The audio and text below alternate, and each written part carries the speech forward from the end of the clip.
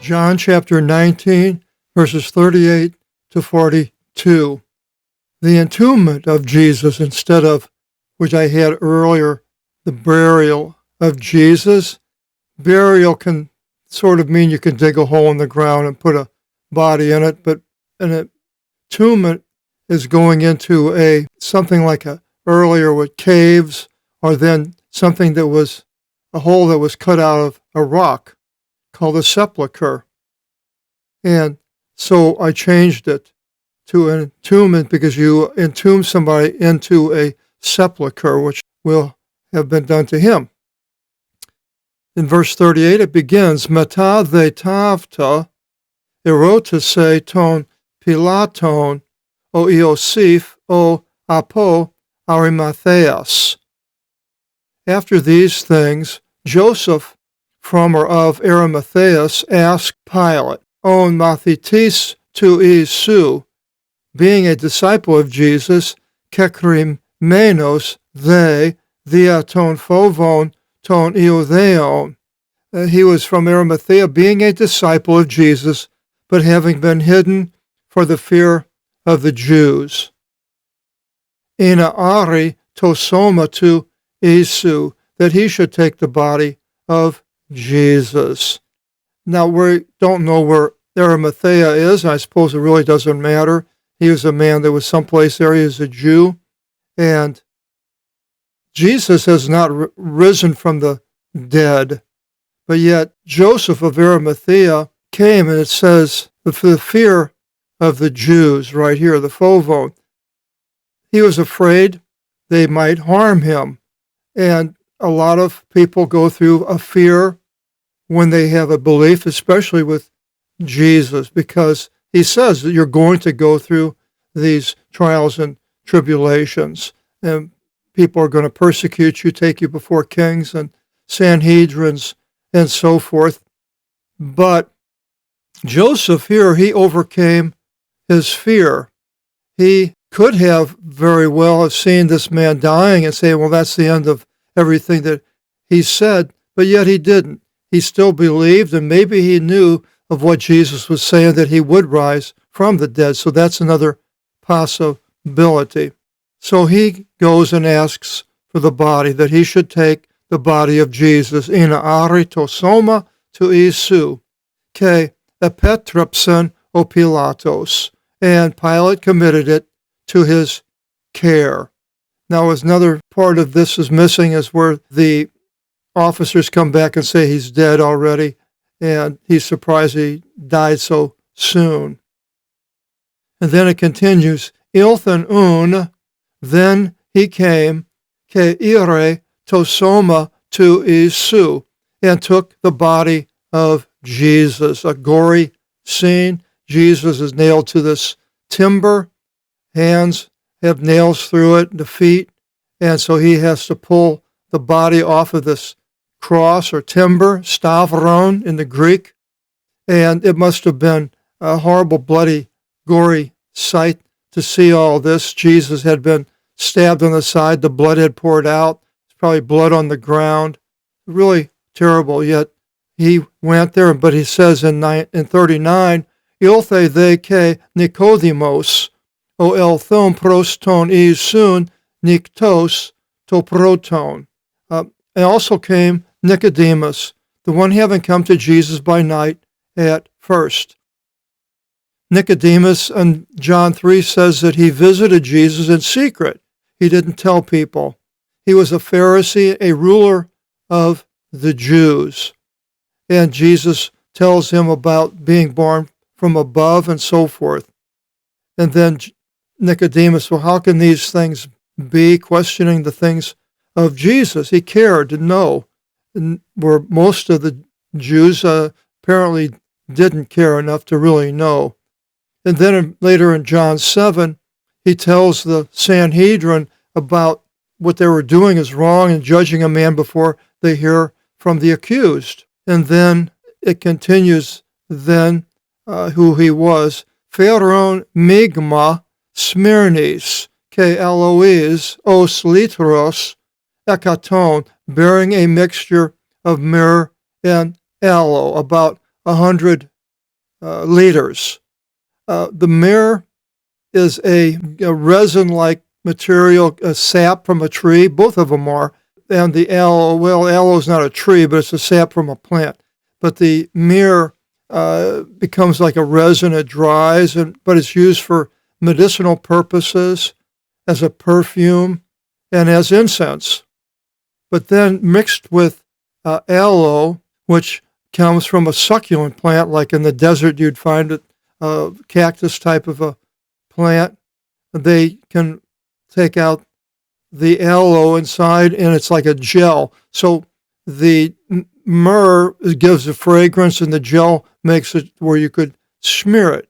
So it was about 100 liters of this material, and it says in Wikipedia that 100 liters would be 73 pounds, a lot to carry, to wipe on, to smear it all over the body of Jesus.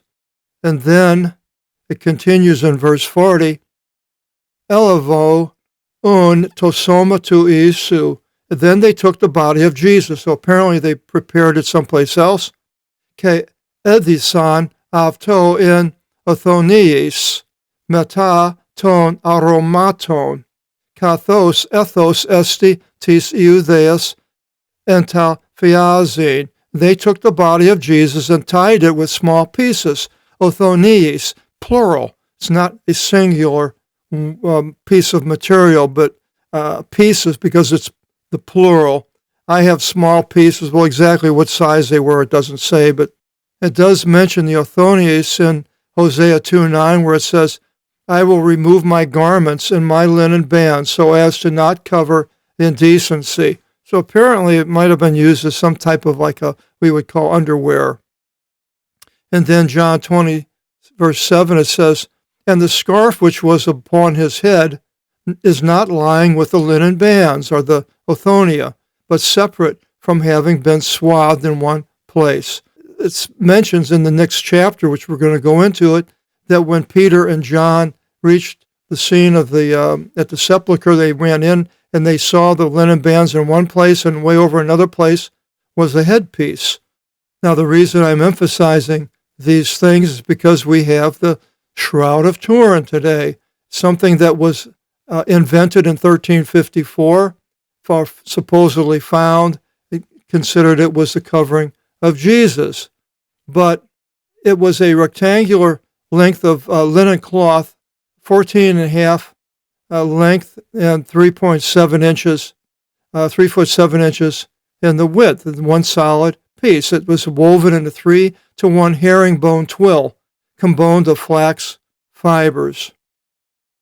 But it was denounced as a forgery by the Bishop of Troyes, Troyes in France, in 1389, making things up to make money. The Roman Catholic Church has a long history of doing such things. Gutenberg, Johann Gutenberg, the first printing press, the first thing he printed wasn't the Bible, it were indulgences, which the church sold to men that they could go out and resell them, forgiveness of sins, and if you had a bad sin, you'd pay more for it, but you get the forgiveness of sins, and some portion of this money would be going to the Roman Catholic Church. Now, you'd say, well, that was old days, we don't do it anymore. Well, that's not true. They still do it. I was in Brazil about 10 years ago, and the people that picked me up in the airport, we driving back to their town of Lorena, and on the way was a town of Apreciado. And there was a second largest cathedral in the world, Roman Catholic Cathedral. It was modern. It wasn't like Notre Dame. And so they stopped to show it to me. We went in the front door, and it was cordoned off, and you follow this velvet rope. And as soon as you go in, you turn to the left, and you go about 10 or 20 feet, and you turn around to the back, and you look up 30 feet, and here's a window. And inside the window is a dial. And this dial was found by these fishermen who ended up catching a lot of fish and said it was a miracle, took it to the church, and people started praying to the dial. And then time went on, and they ended up building this giant cathedral for this dial. The dial's up there in this glass booth. And then they sent out all over Brazil to people to send money to put a gold dress on the doll.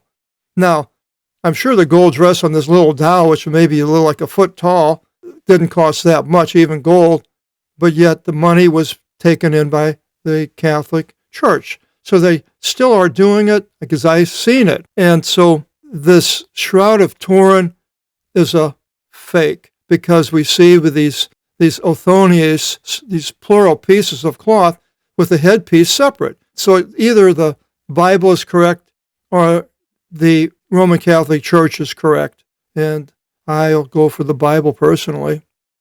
So it was their custom to embalm. Verse 41, in the ento topo opu estavrothi kipos, and a garden was in the place where he was crucified. Ke en to kipo minimion kenon, and in the garden a new minimion. It's a sepulcher, something hole in the rock which they carved out. In o uthepo udis etethi, in which not yet was anyone placed. The sepulcher, it wasn't a grave, it wasn't a hole in the ground, but it was in the side of a cliff of some sort. First mentions a sepulcher and entombing in Genesis 23:6, where Abraham entombed Sarah at double cave at Mamre, the cave. Then Jacob sets up a monument by the sepulcher of Rachel, his wife, and a monument that he set up was like a stele, like they have today with graves, and they have these crosses and different things. So Jacob set something up there for Rachel, and it was in Genesis 35:20. And Joseph entombed Jacob and double cave in Mamre, took him back there where Abraham bought the cave. And then Isaiah 22:16, it says, and what is it to you here that you quarry to yourself here a sepulcher, and depicted to yourself a dwelling in the rock? So that was a question as far as a sepulcher. But then interesting, to me, the most interesting passage is Isaiah 26:19, where it says, the dead shall rise up, and the ones in the sepulchres shall be raised, and the ones in the earth shall be glad, for the dew of by yours is a cure to them. I believe that's a portent of this resurrection of Jesus, of the dead coming out, and it goes into that a little more, I think, in the next chapter. And it continues in verse 42, Eki un, and then it goes down after the parenthetical phrase, ethikon ton isun. Then they placed Jesus in that sepulcher. And then in the parentheses, because of the preparation of the Jews, for sepulcher was near, so it was near to where Jesus was crucified on Golgotha. So now Jesus has been placed in this tomb, and now the next most wonderful thing in the history of the world happens, and that is the resurrection, which is our next section, which we will go into.